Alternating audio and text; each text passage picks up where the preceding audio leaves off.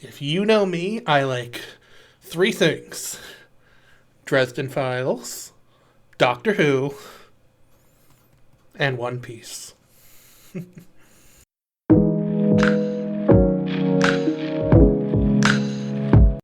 Hello, I am Zach, the Storytelling Dragon, and we are here to talk about One Piece, one of my favorite series of all time. And this is also basically a video to get John from Talking Story to maybe do a read through of the series with me. I don't know. We'll see. But this is my video to discuss why I love the series and why John needs to absolutely make One Piece a priority in his life and join the Straw Hats and join the crew with me and have a bloody blast with me. And okay, so yes, lighting change, because I have been sitting here for like just hours, actually overnight to be, for being perfectly honest, and just staring at a wall, just trying to wrap my head around just what I want to say about one of my favorite series of all time, which is, of course, One Piece. And, oh, it is so good, John. I'm gonna slowly try to articulate why I love it so much, so just bear with me, but it is like nothing else. And hopefully, Andrew has talked to you by now, by the time you see this. Yes, I have planned this very methodically.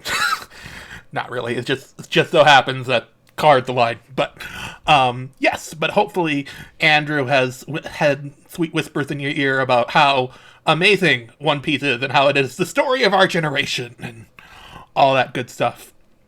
But yeah, it's fantastic. Okay, so now you're all saying, yeah, Zach, but why is it so good? Well, let me tell you. One Piece is one of those rare series that come only so often where it just makes you feel like a kid again. It doesn't matter how old you are.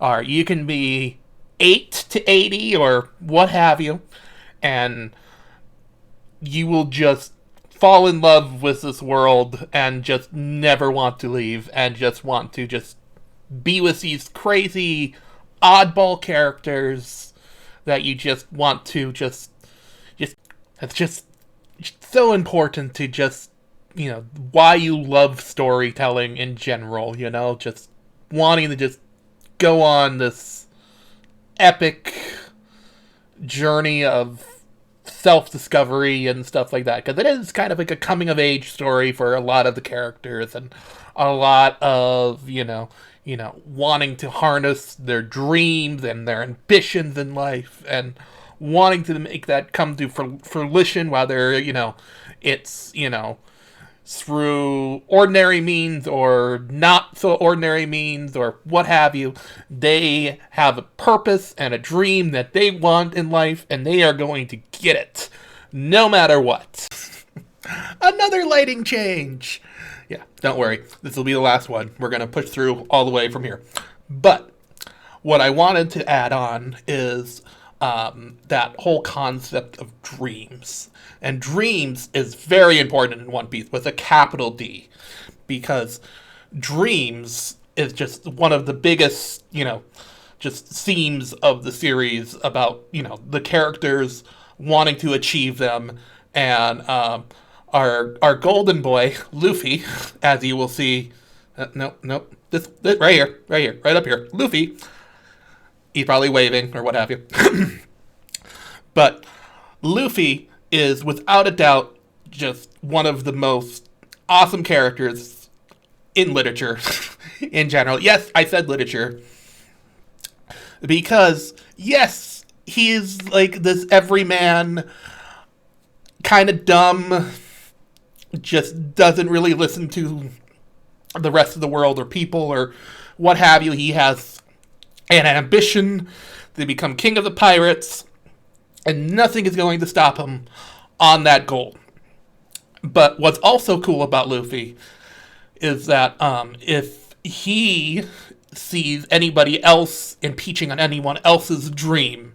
Like, anyone. Like, if it's as small as, oh, I want to open a coffee shop, or, oh, I want to, or as big and lofty as, oh, I want to be the greatest sailor in the world, or what have you. It doesn't matter to Luffy. If it is your dream and somebody is getting in the way of that, he will kick their ass. And that is just one of the reasons that I love Luffy, is that he's all smiles and happiness and stuff like that, but the moment anybody, impeaches on that dream that is so important and special to that person, oh, it's over. It's game time. And, and that's just one of the many reasons that I love the series. So if you have ever had, any kind of dream that you have wanted to achieve in life, being big or small or what have you, and it's just really lofty or really small or whatever, doesn't matter. But if it's something that you want to do and people have always went, oh, you're never going to achieve it, it's stupid, it's not even worth thinking about, watch One Piece, read it, whatever. Nope, I lied. One more lighting change. Anyway, I also wanted to just talk about the author, Oda, and I'm just going to call him Oda because I can't pronounce his first name. But Oda is just a fantastic writer in general. He thought of this story since childhood. He wrote it in his notebooks, just thinking about it.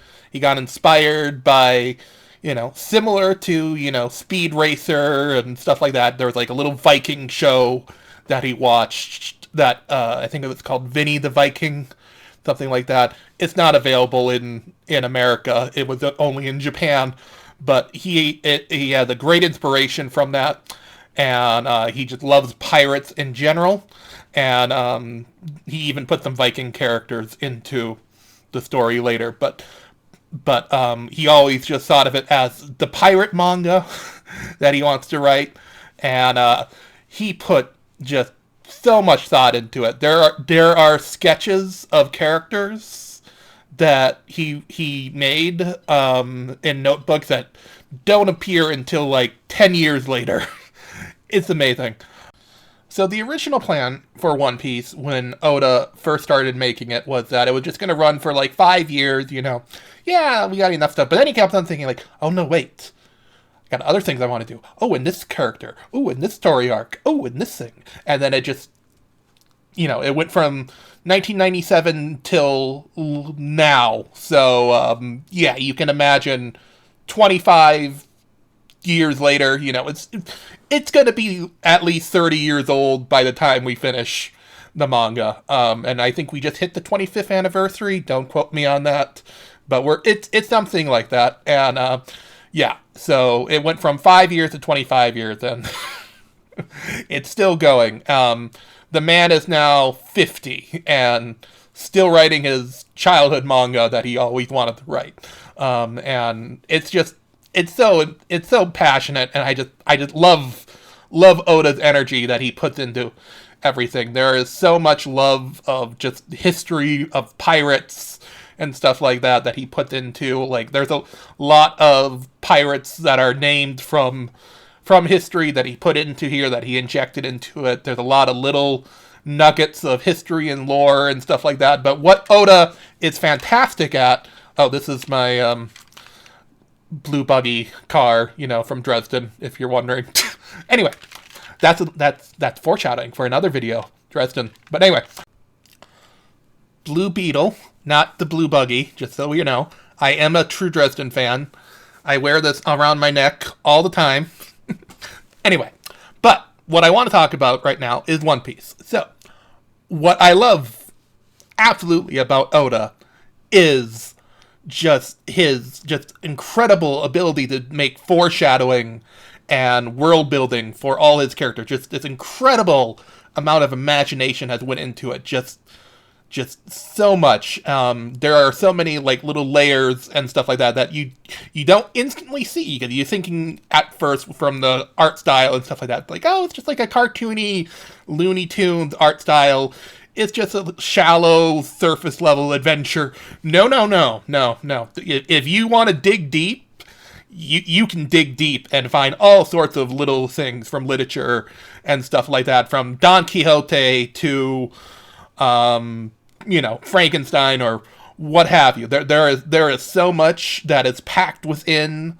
You can just tell that Oda just loves storytelling in general, and where he shines the most are all the flashbacks and backstories that he gives all the characters. And as the series goes on, he just gets better and better at them. In fact, the most recent flashback, oh, it's a whopper. People are known to cry during the like the readers themselves are known to cry. Murphy, she's well known to be like her husband will come in and she'll be laughing and laughing and laughing, and then in the next minute she'll just be like bawling mess of tears, and she's like, oh, you're eating One Piece again? Yeah, so it's an emotional roller coaster of One Piece, but it is the best kind of emotional roller coaster that you just have to experience. So yes, if you want deep backstories and lore and world building and history and all that stuff, this is it. It's all right here.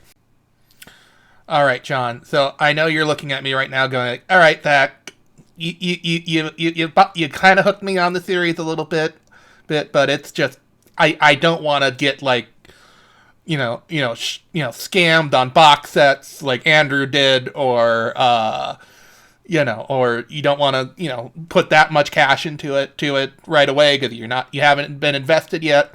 And, it's kind of like The Wandering Inn, kind of like he was saying. It's just this huge series that is just really intimidating or what have you. Oh, don't worry. I have a solution. You see, there is a magical service called Show and Jump. And yes, no, it was not just around when Andrew was a kid. No, it is still around. And it is only $3 a month. Yes, $3 a month. You can get One Piece, and you can get My Hero Academia, Bleach, Death Note, all of these series that Andrew was enticing, especially My Hero Academia and stuff like that. You can do all those. And also, if you have Kindle Unlimited, you can get the first 8 volumes of Attack on Titan, and that will make your son Jacob happy. So, by all means, get Show and Jump, Kindle Unlimited, and there you go. You got all these series that you want to look into, and the world will be a better place because you started all of these wonderful Japanese comics. But I wanted to end this video on the big reason why I love One Piece so much.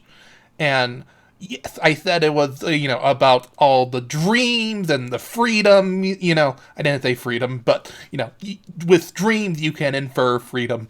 And the world building and just the lore and all this foreshadowing and all this stuff and all these wonderful characters and backstories. But the thing that I just love the most about One Piece is just the found family elements that you get within it. Just Luffy and the rest of the crew on the Going Merry and stuff like that is just one of the best just found family niches I have ever seen. And I just love the way they just kind of just help each other up and help each other reach their goals together. Each character had the individual dream that they want to achieve, and they are going to achieve all of them together as a crew. And that is just a beautiful thing to me.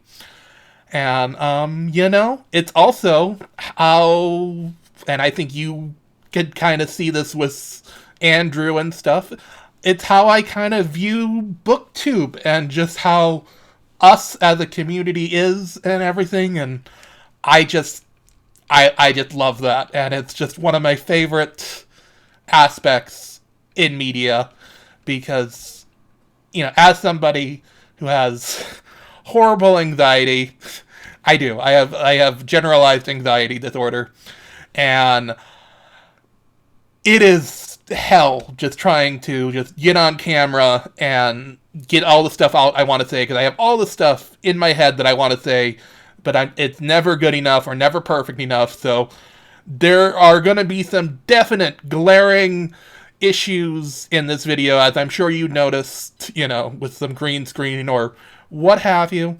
But I am just going to put this out as it is because otherwise it is never going to get out.